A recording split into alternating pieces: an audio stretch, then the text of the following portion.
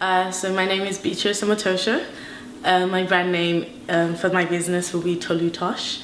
My business idea is basically just taking West African prints and using that to make swimwear and lingerie and some other beachwear, and just, I guess, putting a more fashionable twist onto traditional materials, basically.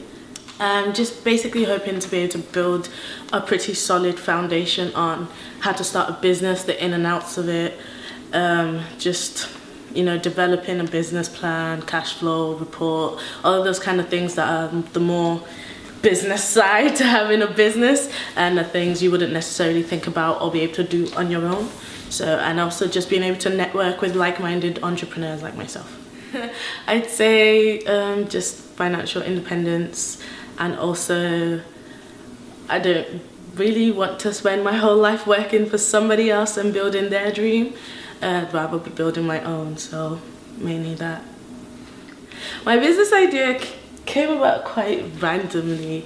I just sort of had the idea.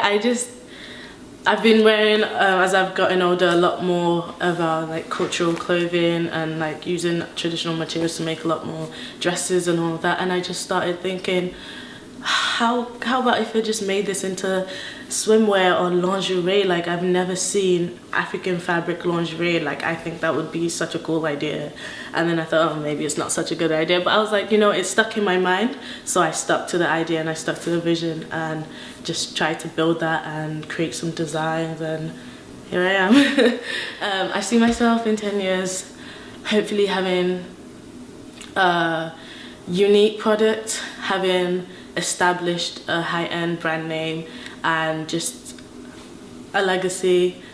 I just want to be able to bring my culture out there and present it in a fashionable way, in a sexy way, bring greater awareness of our fashion, our culture, our fabrics, and also just to be able to encourage the creation of secondary products in Africa by Africans using African products.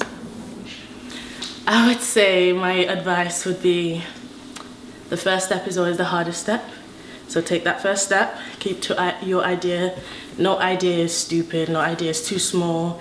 And in the words of Mr. Emmanuel Alade of Creatrix Empire, if your dream doesn't scare you, you're not dreaming big enough. So don't be scared by your business idea, just go for it. If you don't try, you never know.